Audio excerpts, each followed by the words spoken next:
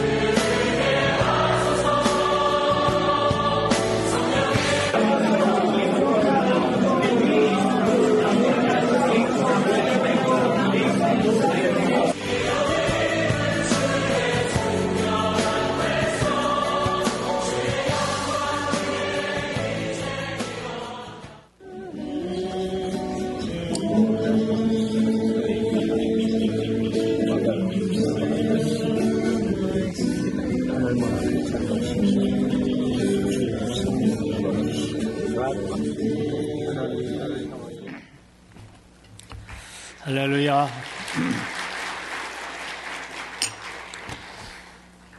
오늘 날씨가 매우 찬데 오늘 2부 예배에 참여한 우리 모든 성도님들을 주님의 이름으로 축복합니다. 아멘. 네. 오늘은 교회 신년 두 번째 주일이면서 교회력으로는 주연절 후 첫 번째 주일입니다. 또 예수님께서 세례를 받으신 날을 기념하는 그런 주일이 바로 오늘입니다. 오늘 은혜 가운데 오전 오후 우리 성도님도 은혜 많이 받으시기 바랍니다. 네, 여러분의 기도와 염려를 통해서 또 주님께서 긍휼히 여기셔서 잘 회복하게 됐습니다. 여러분께 미안하기도 하고 감사하기도 하고 할렐루야. 네. 근데 사실은 설교하기에 충분한 컨디션은 아닙니다. 그래서 여러분들이 좀 양해하고 오늘 말씀을 같이 나눴으면 좋겠습니다. 네팔인들은 거의 81% 이상이 힌두교를 믿죠. 인도도 마찬가지입니다만은 힌두교를 믿는 사람들은 3억 3천의 그 신들을 섬기고 있다고 합니다. 그런데 힌두인들이 만나서 인사할 때 미국 사람들은 오전에 만나면 굿모닝 그리고 우리는 안녕하세요 뭐 이런 식으로 또 히브리 사람은 샬롬 하고 인사를 하지 않습니까? 그건 아주 오래된 문화이죠. 근데 힌두인들이 인사할 때는 라마스테 이렇게 인사를 한다고 합니다. 라마스테라는 말은 내 안에 있는 신이 당신 안에 있는 신에게 문안합니다. 이런 인사인데요. 이 네팔 성도들이 예수를 믿고 힌두교에서 기독교로 개종한 후에 예수 믿고 크리스찬 됐지 않습니까? 이 크리스찬이 라마스테라고 인사를 할 수 없으니까 우리는 어떻게 인사를 해나 하고서 하다가 이 네팔 그리스도인들이 자기들만의 인사를 만들었어요. 그 인사가 바로 자이마시라는 인사입니다. 자이마시라는 말은 예수 승리 이런 말이에요. 그래서 그들이 만나면 자이마시라고 인사하는 사람 보면은 그리스도 안에서 형제 자매인 사람. 아멘. 그렇게 통하는 거죠. 오늘 우리는 네팔에 있는 네팔 교회 그리고 그 성도들 밖에 가운데 믿음을 지켜나가고 있는 그들을 가슴에 품으면서 그들 방식으로 인사를 해보면 어떨까 이런 생각이 듭니다. 자이마시 옆 사람과 자이마시 자이마시 예수 승리라는 뜻입니다. 이번 순회의 그 과정이 우리 IMTC 선교사들이 네팔에 13분이 계세요. 그 사역지를 방문하면서 격려하고 확인하고 이런 시간을 교제하는 시간을 가졌고요. 2박 3일 동안은 아주 그 힌두인들의 저항이 좀 덜한 외곽 자나푸르에서도 1시간쯤 떨어진 외곽의 조용한 호텔에서 2박 3일 동안 우리 선교사 리트릿을 통해서 또 사역을 같이 나누고 또 교제하고 또한 멤버십을 강화하기도 하고 함께 기도하고 이런 은혜로운 시간을 2박 3일 동안 가졌습니다. 이 모든 사역 가운데 준비하고 안내하고 이 모든 일을 우리 네팔 코디네이터이신 이종원 선교사님께서 잘 감당해 주셨어요. 우리 이종원 선교사님이 오늘 2부 예배에 참석했는데 이종원 선교사님 또 사모님 최고임 목사님 두 분 일어나요. 우리 박수로 환영합시다. 네.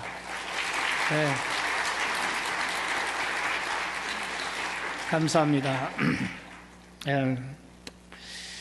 이 네팔이라는 나라에 복음이 처음 들어간 것은 1952년. 그 이전까지는 기독교인이 한 사람도 없었습니다.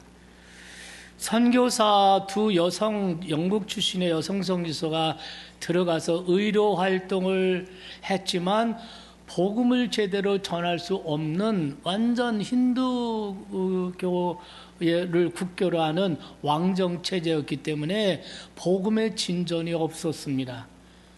그러다가 하나님께서 놀라운 변혁을 일으키셨어요. 2008년도에 왕정이 폐지되게 하셨습니다.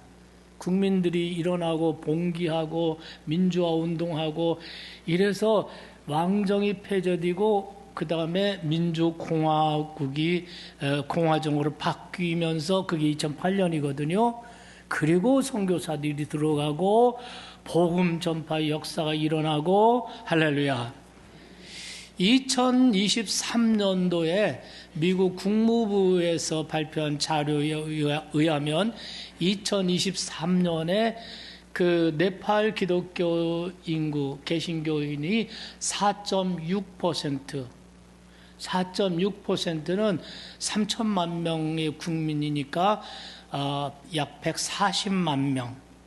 여러분, 2008년서부터 2023년 15년 동안에 140만 명, 인구의 4.6%로 기독교가 폭발적으로 부흥하게 된 줄 믿으시기 바랍니다. 우리나라는 1882년에 두 분 선교사가 들어와서 의료 활동을 하면서 자유롭게 선교를 했지 않습니까?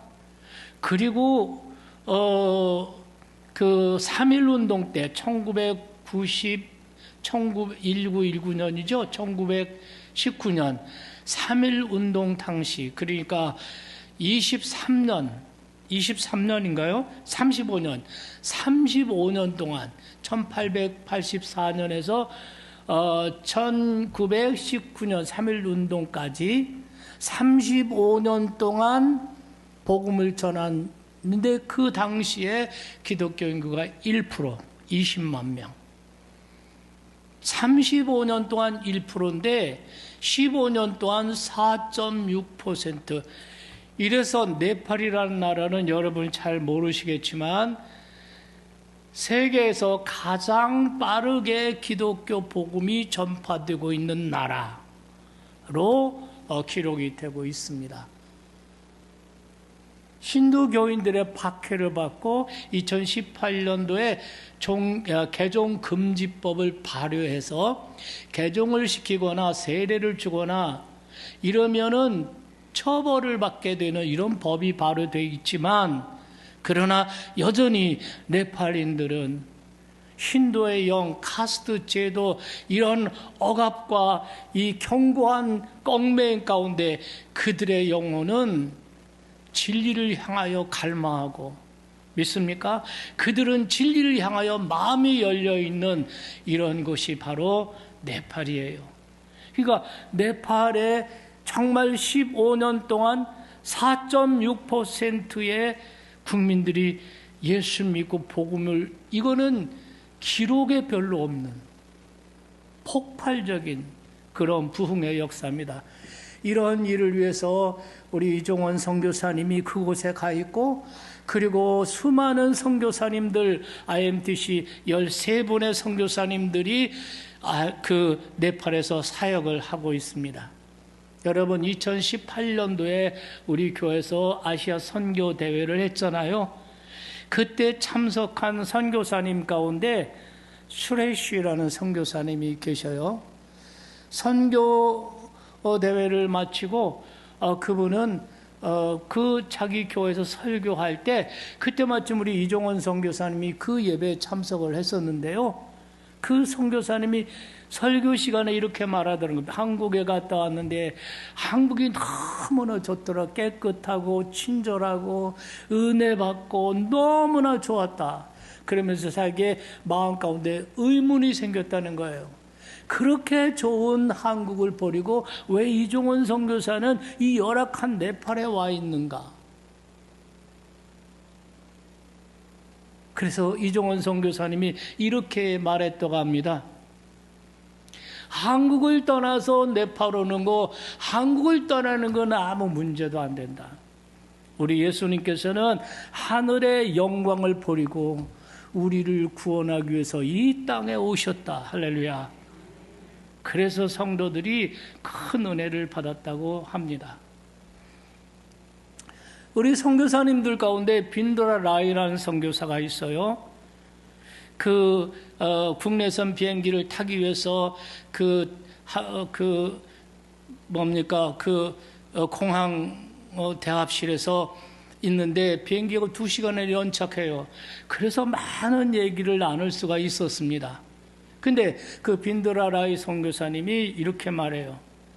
자기는 IMTC에서 4개월 훈련 받았는데 4개월 훈련 받기 전까지는 자기가 섬기는 자기 교회가 부흥하고 성장하는 것에만 관심을 가졌지 다른 것은 생각해 본 일이 없대요. 그런데 IMTC 훈련을 받고 나서 생각이 바뀐 거예요. 이 나라 가운데 있는 다른 종족에게 복음을 전하는데 관심을 갖고 그 일을 위해서 헌신하게 됐다는 거죠. 여러분, 우리나라는 거의 단일 민족 아닙니까? 최근에 외국에 있는 사람들이 와서 귀화해서 살긴 하지만, 그런데 네팔이라는 나라는 미 국무부 자료에 의하면 142개의 민족들로 구성된 나라예요. 언어도 각기 달라요. 그런데 자기 교인들을 다 인터뷰하고 분석해서 출신지 종족별로 다 구분해가지고 이제 그 신자들 가운데 나는 어느 출신인데 어느 종족인데 거기에는 교회가 없습니다. 그러면 그곳을 타겟으로 삼아가지고 오토바이를 타고 어떤 때는 9시간을 달려가서 거기서 복음을 전하고, 그걸 순회 전도라고 하거든요. 순회 전도하면서 다른 종족에게 복음을 전하고, 그리고 그곳에 교회를 개척하고 제자 훈련을 해서 사역자로 세워놓고, 할렐루야, 또 교회를 건축하고, 이래서 지금까지 개척한 교회가 훈련 받은 이후에 11교회, 할렐루야. 그 가운데 7개 교회를 개척을 예배당을 건축하고 이렇게 했다는 것입니다. 지금 카트만두에서 빈도라 라이 선교사가 선교센터를 건축하고 있어요. 돈이 드니까 뭐 돈이 있으면 조금 올라가고 없으면 서 있다가 뭐 이런 식으로 지금 하고 있는데, 이 선교센터 왜 만드냐 그랬더니 IMTC에서 자기가 훈련받고 이렇게 변화됐는데 IMTC 같은 사역을 하는 이런 방식으로 사역을 이곳에서 카트만두에서 하기 위해서 자기들이 이 선교센터를 짓는다는 거예요. 놀랍지 않습니까? 여러분, 이 빈드라라이도 2018년에 아시아 선교대회 때 우리 교회 왔었어요. 그 강의를 들을 때 비즈니스 선교라는 과목의 강의를 받으면서 도전을 받았어요. 그것이 복음을 전하기 위해서 가난한 청년들에게 일자리로 만들어주고 선교비도 자립해야 되고 이래가지고 돌아가가지고 카트만두 시내 좋은 곳에 있는 자기 개인 집, 그 집을 팔아가지고 그 돈을 가지고 자나푸르 지역은 평지거든요. 높지만 평지예요. 거기서 오토바이로 9시간을 간대요. 그 떨어진 그곳에 16에이커 2만 평의 땅을 샀어요. 자기 집을 팔아서 시골에다가 2만 평을 샀어요. 거기다가 아보카도 농장을 만들었어요. 4년 전에 아보카도를 심고 그것이 자라서 앞으로 2년 후면은 수확을 하는데 과일로 팔지 않고 거기에 아보카도 오일을 만드는 시설을 해가지고 아보카도 오일을 생산하는, 그래서 그것으로 청년들에게 일자리도 주고 그것으로 또 선교 재정도 마련하고. 할렐루야. 여러분, 우리가 헌신한 것은 4개월 동안 훈련을 시킨 것뿐이에요. 그리고 일주일 동안 한국에 불러서 선교 전문가들의 그 강의를 듣게 하고 선교대를 했어요. 그런데 이 한 사람의 경우에 보면은 이렇게 놀랍게 변화돼서 그 11교회가 각기 다 다른 민족교회예요. 할렐루야. 이렇게 돼요. 거기에 또 제이 프라카시만달이라는 선교사가 있어. 이분은 공부도 많이 한 분이에요. 이분은 특별히 자나푸르에서 사역을 하고 있는데 자나푸르에는 미전도 종족 마이틸리족이라는 미전도 종족이 있어요. 상당히 큰 피플 그룹에 속해요. 네팔에만 320만 명이고 국경을 넘어 인도 쪽으로 가면 1200만 명의 마이틸리족이 있습니다. 네팔에는 320만 명이 있는데 그 320만 명의 미전도 종족, 복음이 들어가지 않은 그 종족들이 살고 있는 그 중심 도시가 바로 이 제2선교사가 사역하고 있는 자나푸르거든요. 그 훈련받고 나서 타겟을 자나푸르에 있는 그 마이틸리족에게 복음을 전한다. 이것을 타겟을 딱 삼고 복음을 전하기 시작했어요. 그 아주 강력한 힌두 교인들이 대부분인데 이들에게 정말 복음, 예수 복음을 전하기 위해서는 그들의 마음을 열어야 되는데, 뭐 보통 저항이 아니죠.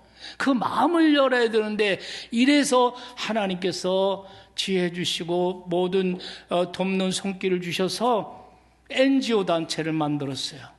그래서 구호 활동도 하고 학교의 시설, 낡은 시설을 교체해 주기도 하고 필요한 교육 자재도 제공하고 가난한 부녀자들 훈련해서 직업생활을 하고 지역사회 개발 사역을 하고 이러면서 이 단체를 키웠어요.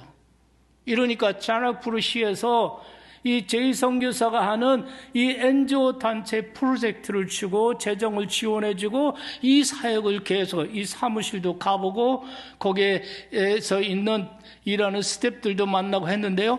이분들이 이래서 복음을 전하기 시작하는데, 여러분, 교회를 개척하고 교회를 건축해도 주변의 사람들이 반대를 안 하는 거예요.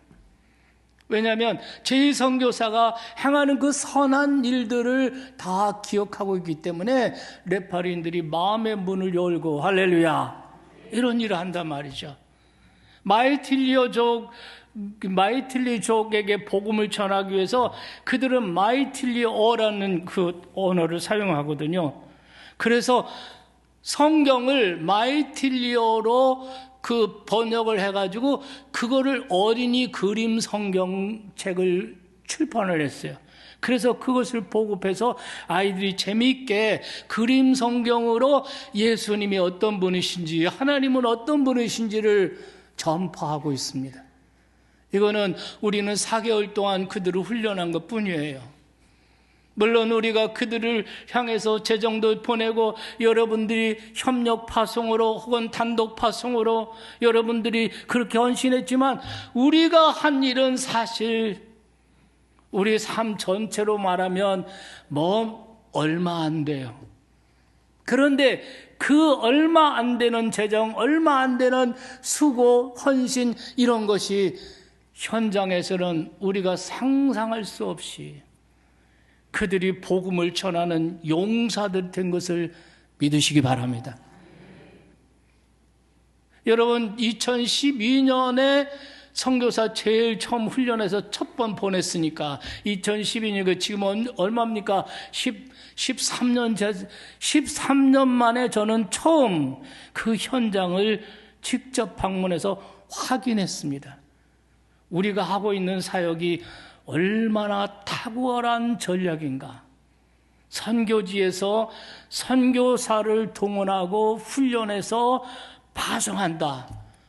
이거는 여러분 선교의 재생산이고 선교학적으로 말하면 이거는 정말 세상 말로 말하면 가성비 최고의 전략이다. 이거 성령께서 주신 것이에요.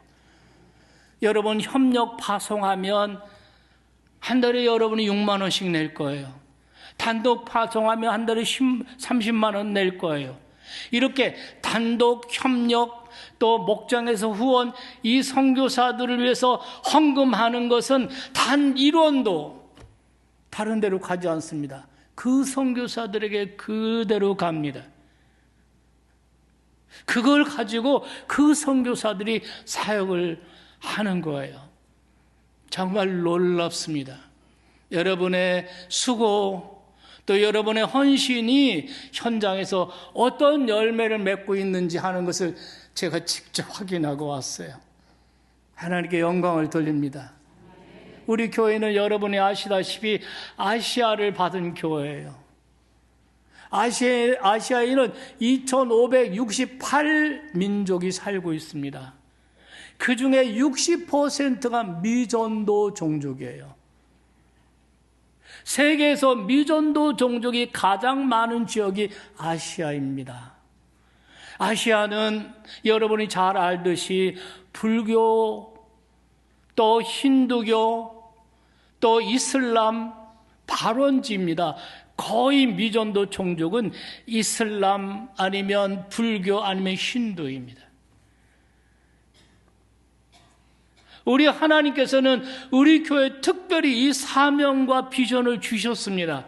그래서 이 사명을 수행하기 위해서 설립한 것이 IMTC입니다.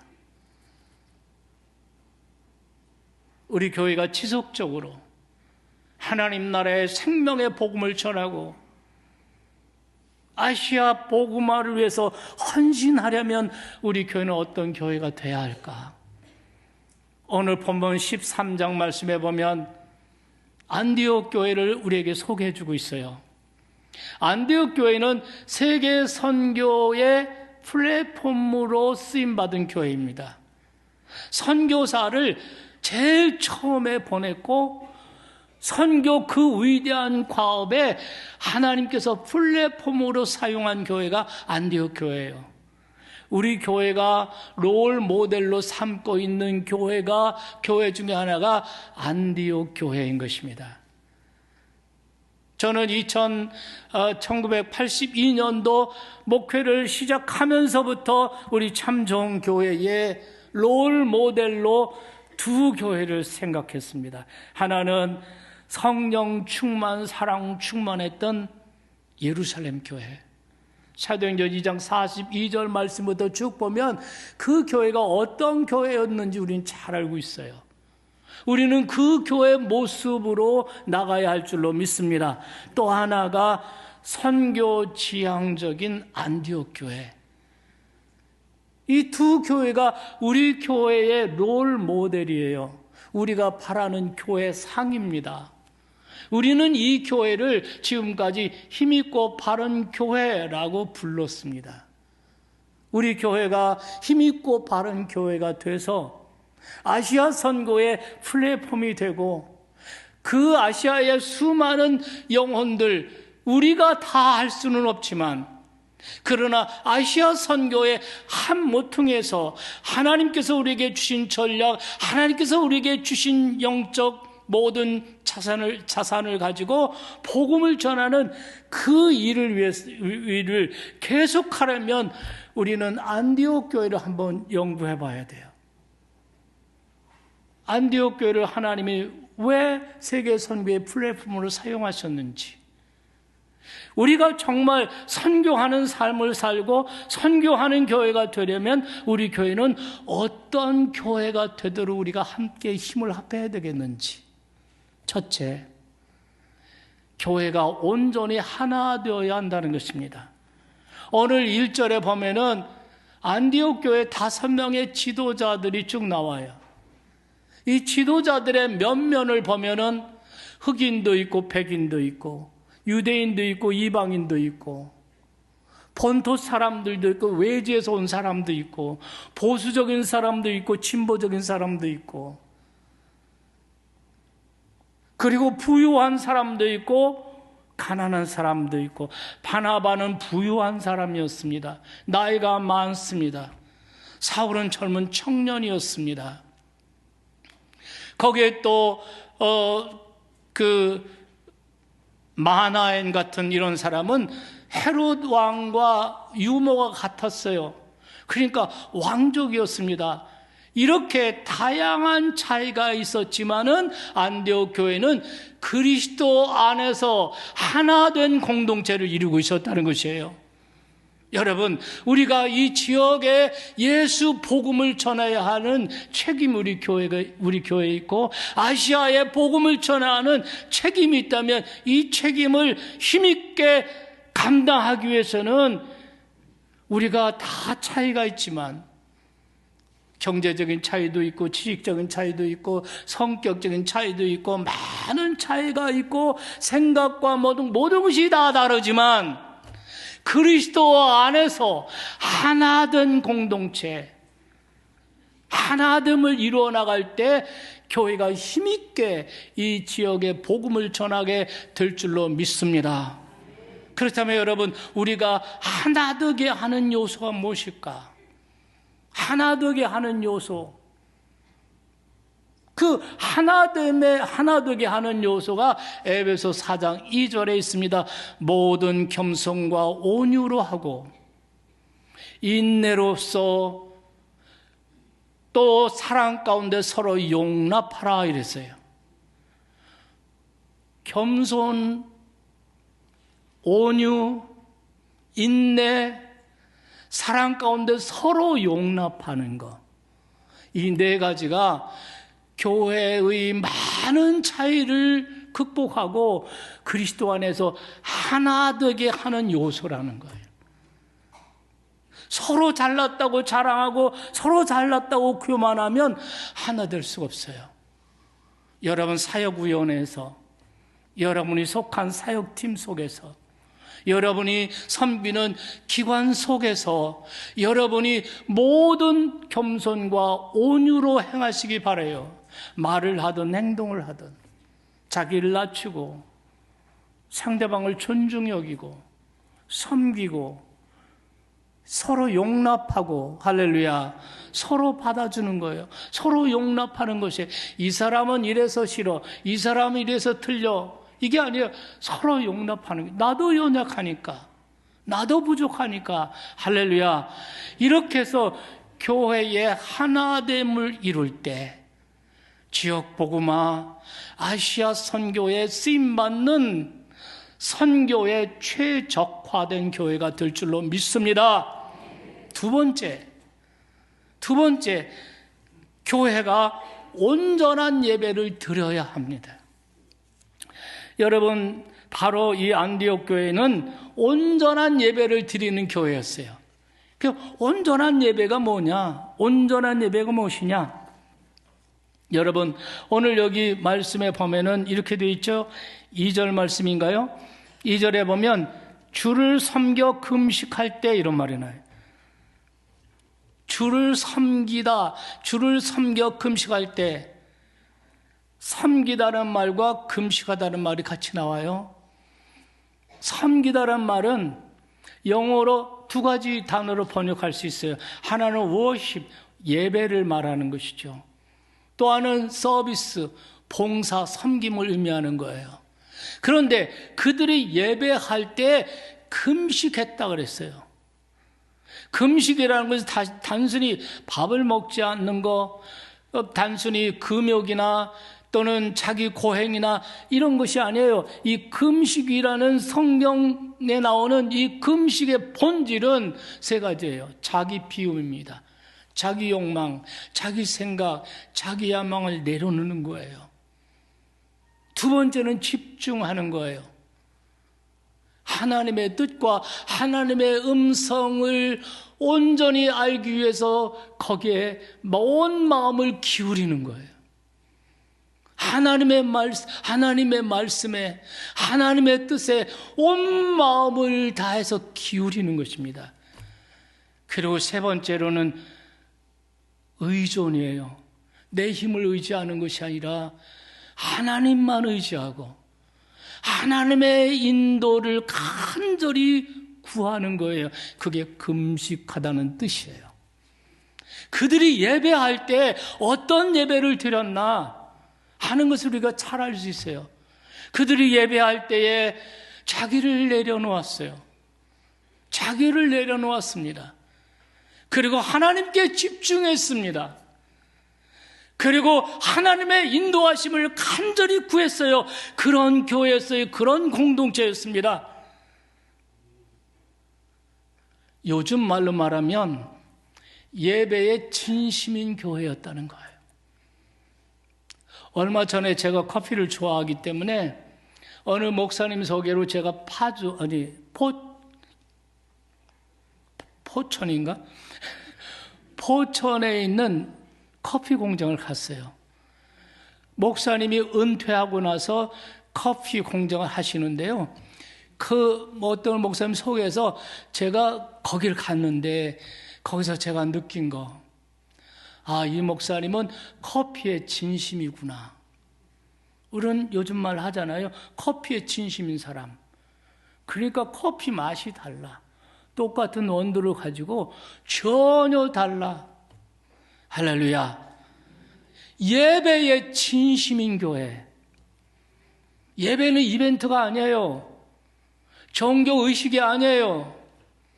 예배의 진심인 교회, 예배의 진심인 성도, 예배의 진심인 가정, 거기에 하나님의 임재의 영광이 나타나고 거기에 하나님의 뜻과 하나님의 음성이 나타나고 하나님의 인도하심이 있고 거기에 회복과 치유의 기적이 있고 거기에서 부흥의 역사가 일어나는 줄 믿으시기 바랍니다. 여러분, 2026년도 우리 교회 모든 성도님들 예배의 진심이시기를 바라요. 네, 예배의 진심이어야 합니다. 여러분, 아까도 말했지만 영어에서 워십과 서비스 같은 의미로 말합니다. 여러분, 우리가 하나님을 예배하는 것과 사람을 사랑하고 사람을 섬기는 것이 이것이 따로따로 분리될 수가 없어요. 이게 하나인 것입니다. 하나님을 사랑하고 형제를 미워하고 부모를 섬기지 않는다면 이거는 가짜라고 성경 말씀하시지 않아요? 예배와 삶, 이거는 항상 같이 가는 거예요. 이 같이 갈 때 그것이 바로 온전한 예배인 줄 믿으시기 바랍니다. 로마서 12장 1절에 너의 몸을 하나님이 기뻐하시는 거룩한 사한 제물로 드리라. 이것이 너희가 드릴 뭐라고요? 영적 예배니라. 너희 몸을 하나님께 산 제물, 살아있는 제물. 그렇습니다. 예배는 삶을 드리는 거예요. 믿으십니까? 우리가 이렇게 공동 예배를 합니다. 그리고 공동 예배를 하고 이 공동 예배 마치고 예배당 문을 나서는 동시에 우리는 생활 예배를 시작하는 거예요. 일상이 생활 예배가 되어야 돼요. 월요일도 예배하는 날, 화요일도 예배가 되고, 수요일도 예배가 되고, 가정에서도 예배가 되고, 할렐루야, 직장에서도 예배가 되고, 우리의 예배가 우리의 삶으로 이어져야 합니다. 그래야만 이게 온전한 예배고, 이게 영적 예배예요. 우리가 왜 이런 예배를 드려야 되나? 그래야만 세상을 변화시킬 수 있어요. 그래야만 선교하는 교회가 될 수 있어요. 그래야만 우리가 입을 벌려서 예수가 구원이시다 라고 선포할 때 세상 사람들이 귀를 기울여요. 그러나 만일 우리가 공동예배 열심히 모여요. 여기서 찬양도 하고 기도도 하고 뭐 은혜도 받고, 그런데 예배 마치고 문을 나서는 순간에 예배가 끝나고 월요일부터 엉뚱한 삶을 산다면, 우리가 아무리 예수가 구원이시라고, 예수가 복음이라고 너나 잘하세요 이런 소리밖에 돌아오지 않습니다. 복음을 전하는 교회가 되려면, 선교하는 교회가 되려면 온전한 예배의 삶이 되어야 돼요. 우리 담임 목사님께서 새벽에 설교하시고 주일날 설교하는 거 제가 한 달 동안 예배당 못 나오면서 설교 드리면서 은혜를 많이 받았어요. 우리 목사님의 설교 점점 좋아지고 있습니다. 할렐루야. 그런데 여러분, 우리 목사님께서 이번에 그 내세운 교회 생활 주제, 신앙생활 주제가 뭡니까? 주님이 기뻐하시는 교회. 아니, 주님이 기뻐하시는 예배. 아멘. 삶으로 드려지는 예배. 예배와 삶이 분리되면 온전한 예배가 아니에요. 우리 모든 성도들, 그런 예배자들이 다 되시기를 축원합니다. 세 번째로 마지막으로 생각해 볼 것은 교회가 기도와 성령으로 충만해야 한다는 것입니다. 본문 2절 다시 보세요. 주를 섬겨 금식할 때, 그럴 때 성령의 지시가 있습니다. 바나바와 바울을 안수해서 선교사로 보내라. 그러니까 안디옥 교회 다시 기도하고 금식하며 기도해요. 그리고 성령의 지시에 순종합니다. 그래서 그 안디옥 교회의 가장 중요한, 가장 없어서는 안 될 가장 중요한 지도자인데 바나바와 바울을 안수해서 선교사로 보냅니다. 할렐루야. 여러분, 선교의 필수 요건, 전도의 필수 요건은 강력한 기도와 성령의 역사인 것입니다. 안디옥 교회 성도들은 주의 일을 할 때마다 한마음 한뜻 되어 기도했습니다. 강력한 기도 운동이 있었다는 것입니다. 왜 선교에, 왜 전도 운동에 강력한 기도가 필요한가? 전도 운동, 선교 운동은 영적 전쟁이기 때문입니다. 우리의 싸움은 혈과 육에 대한 싸움이 아니에요. 뭐 재정 가지고, 또 어떤 계획 가지고, 어떤 재주 가지고 하는 것이 아니에요. 한 영혼을 구원한다. 사탄의 손아귀에 있는, 사망과 저주 가운데 있는 한 영혼에게 예수 그리스도의 복음을 전해서 그를 그리스도 앞으로 인도한다. 이거는 영적 치열한 전쟁인 것입니다. 이 전쟁에서 강력한 무기가 뭐냐? 바로 강력한 기도라는 것이죠. 우리 교회 2026년에 강력한 기도 운동이 일어나기를 간절히 소망합니다. 여러분, IMTC 선교사 훈련할 때 4개월 동안 훈련하는데, 그 4개월 동안 훈련하는데 아주 빼놓지 않고 중요한 과목 하나가 있어요. 바로 영적 전쟁이라는 과목이에요. 여러분 한국의 기독서림에 가면 영적 전쟁이라는 책들이 많이 있어요. 여러분이 어느 책이든 한번 잘 보시고 이 책 한번 영적 전쟁이라는 책을 사서 한번 읽어보세요. 그러면 영적 눈이 달라져요. 우리의 싸움은 혈과 육에 대한 것이 아니로구나. 우리는 환경이나 무슨 세상 이것이 아니라 우리는 영적 전쟁을 하고 있구나. 여러분 남편을 위해서 기도하며 남편을 전도하시죠. 자녀들을 위해서 자녀를 위해서 기도하며 복음을 전하고 다시 주님께로 돌아오기를 소원하죠. 여러분 영적인 눈이 열려야 돼요. 지금 이게 영적 전쟁 중이구나. 할렐루야. 이것을 깨달아야 되는 것입니다. 저는 우리 교회에 강력한 기도 운동이 일어날 줄 믿습니다. 저는 강력한 성령 운동이 일어나게 될 줄로 믿습니다. 여러분 사도행전의 역사를 봐요. 사도행전의 역사는 선교의 역사예요. 사도행전 1장에 보면은 기도 운동이 일어나요. 기도에 전혀 힘쓰니라. 할렐루야. 그랬더니 2장에서 성령이 강림하여 성령 운동이 일어나요. 기도 운동이 일어나더니 성령 운동이 일어나더라. 성령 운동이 일어나니까 2장 14절에 전도 운동이 일어나는데, 여러분 베드로가 예수가 구원이시다라고 전할 때 수많은 사람들이 회개하고 예수를 믿고 그날 3,000명이 세례를 받았다. 여러분 오늘 13장에서부터 보면은 이제 전도 운동을 넘어서 선교 운동이 일어나기 시작해요. 그 출발점이 어디입니까? 강력한 기도 운동이라. 우리 교회 이 운동이 일어나기를 간절히 소망합니다. 말씀 마치겠습니다. 하나님께서 쓰시고자 하신 교회는 큰 교회, 많은 것을 가진 교회 아닙니다.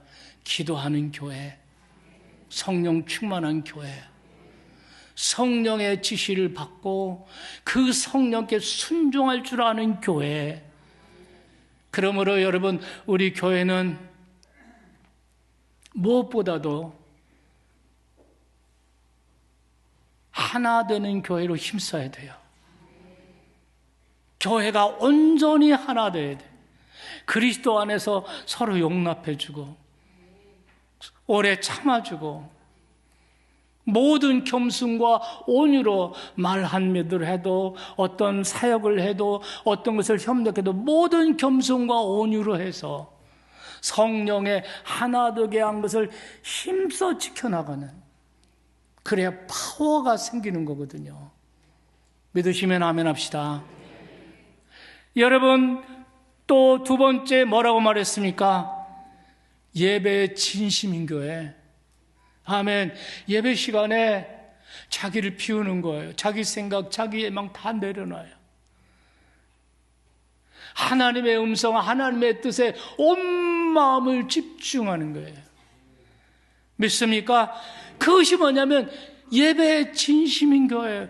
이런 마음으로 예배하면 딴 생각할 수 없어요. 예배 시간에 좋을 수가 없어요. 예배 시간에 은혜를 못 받고 돌아가는 일이 없어요. 예배 진심인 성도님들이 다 되시기 바라요. 그래서 예배 시간마다 은혜 받고 예배 시간마다 하나님의 뜻이 분명하게 분별되고 드러나고 거기에 순종할 줄 아는 여러분이 되기를 주의 이름으로 축원합니다. 이러한 교회를 이루어서, 이 안디옥 교회와 같은 이런 교회를 이루어서 우리 손잡고 아멘, 복음을 위해서 함께 가는 귀한 성도들 다 됩시다.